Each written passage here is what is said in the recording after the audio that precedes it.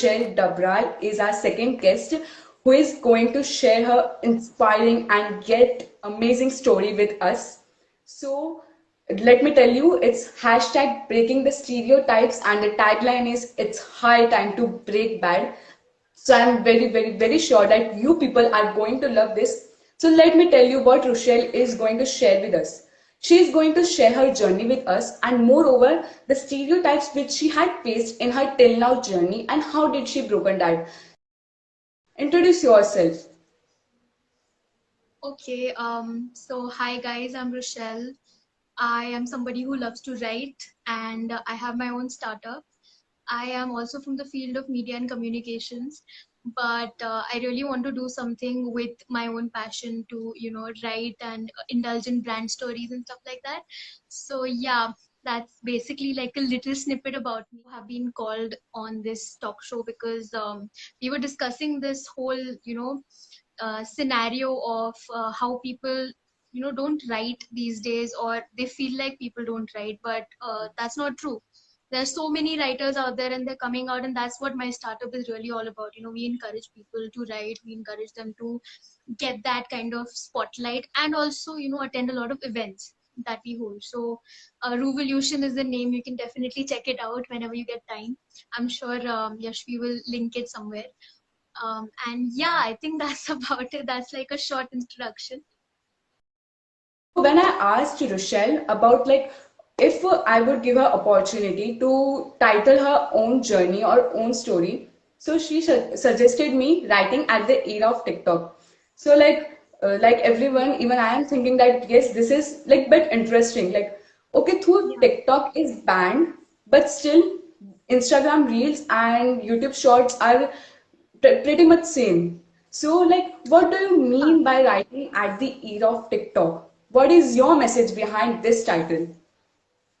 So, even though TikTok is banned in India, we know that the very fact that TikTok was introduced, it also sort of shortened our attention span. And then there were other alternatives to TikTok that came up. Like you have Reels on Instagram, you have Shorts on YouTube. So, it has been a game changer in a way where people indulge in this short video content a lot more than we would have earlier on. And artists, influencers, people have gotten very creative with that.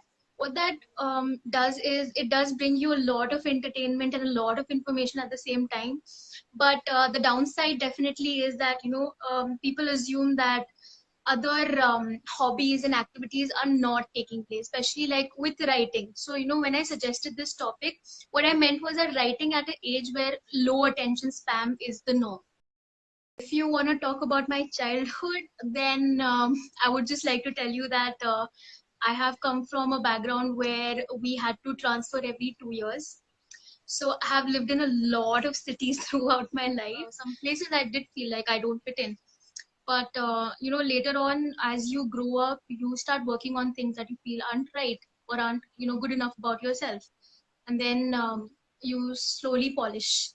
So that has been my journey till now. You said you traveled a lot. So, like, how this had helped you in developing your personality? Actually, it might surprise you that I used to feel like I'm not very good at communicating myself. And so when you grow up in so many different environments, right?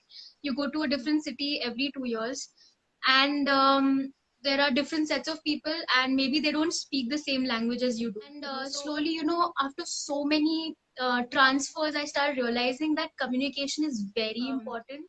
My travels, because of my childhood, I realized that okay, this is not going to work. I can't be scared. I can't be in my shell all the time thinking that I can't really communicate well with people. So I faced my fears headstrong. I started going and interacting with people. In order to polish myself, I have really had to work a lot on my fears and my self doubt. But it went away. It goes away after a point.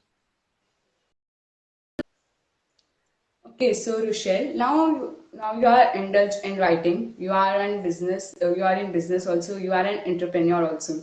So, like in our society, if anybody is doing, like especially women is doing business, it is not considered like they are telling that yes, like you are not much talented, because it is a stereotype that boys or males are much better in business. And it is also considered that writing can't be your job. Like it can give you a passive income, but it can't be your job. So like, well, I think this is the stereotypes. So even if you have faced this, then how did you broken this? Okay, so I'll start with the first one, which is the female entrepreneur. I think the world has changed a lot, and it is because of people like me, other women who went and started their own business. I mean, the founder of Nika is a woman, and she's a billionaire now.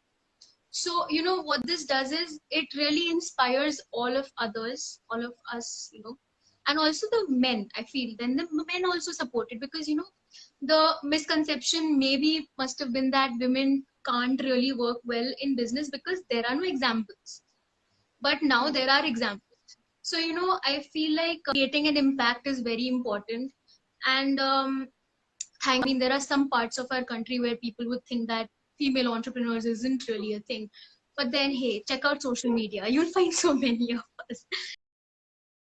People have often told me that now, reading has just gotten out of fashion. Yes. So, if you're going to become a writer, then who's going to read your books? And I'm like, well, first of all, writing has not gone out of fashion. Somebody is meant to do something, then they should just do it. I mean, think about it, right? Um, there are so many examples that I can give you. J.K. Rowling is just one of them. But Yes. the point being that there are many avenues that are there for writers. People script write all the time. All your Netflix shows are written by writers. So Writers. there are so many opportunities.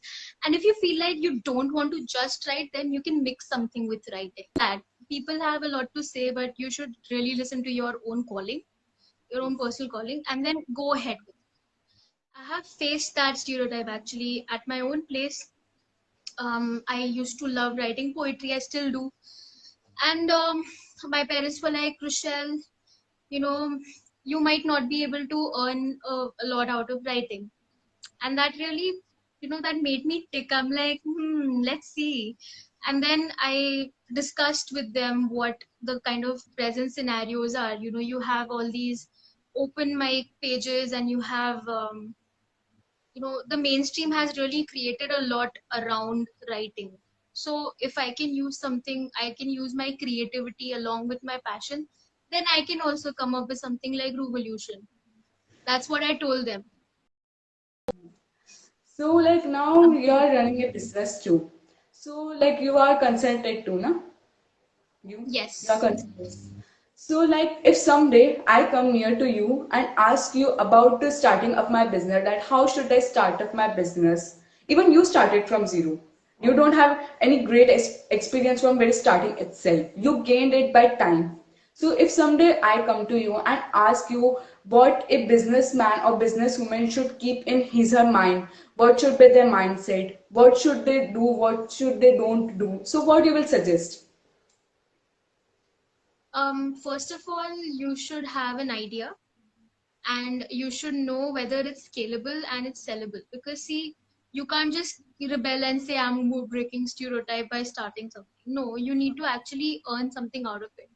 So first you ideate, and then you make a business plan. And in order to make a business plan, I would suggest that you go to somebody who's experienced. So you can have mentors. Like I have my mentors from my own family. I have my mentors who taught me. So those people really, really do guide you through it. Otherwise, you'll be walking around in a hall with a torch. Mentor, somebody who is experienced. If you yourself have experience, then great, because people generally start after getting an experience in an organization because they know how everything works from scratch, right? But in case you don't know how things work from scratch, then you can have a mentor. You can take up some courses, upskill yourself, read books, and generate a good revenue plan. Business plan should sell. Um, And once you have your mind in the right place, you just start. You don't worry, because otherwise you'll never actually, get into it, is what I feel. But I have writing as my passion. And through my startup, I wanted to inspire people to showcase what they write and don't hide under the, behind a curtain. Because I know everybody somewhere or the other writes, right? Hmm. People might be underground writers, or they might be too afraid of showing it to somebody because they've never shown it before. So that was the whole idea behind Revolution, that okay, let's go and feature writers and get them good opportunities, good writing gigs, good event gigs. What do you want to achieve? Like, what's your main aim or goal? I definitely want to see Revolution as a recognizable brand, and I want to start more ventures that focus on people's growth. Also, by creating a good digital ecosystem. So I want to also contribute to the digital revolution that's happening right now. Since I already told you that I do provide PR services to my clients, and those clients are usually business owners. You are doing something which many people don't have the courage to. You're coming out here, you're showing yourself every time and doing a talk show in an environment where people can come and easily criticize you. So, hats off to you, honestly, because I know I've done this. I've done exactly what you're doing, had a talk show. I've had so much criticism, and it's not easy. But the way you prepare your scripts, to the way you approach people, and how you convince, you have very good convincing skills too. So I feel like you should keep doing that. Thank you so much for your kind words, but I think there is much more to do.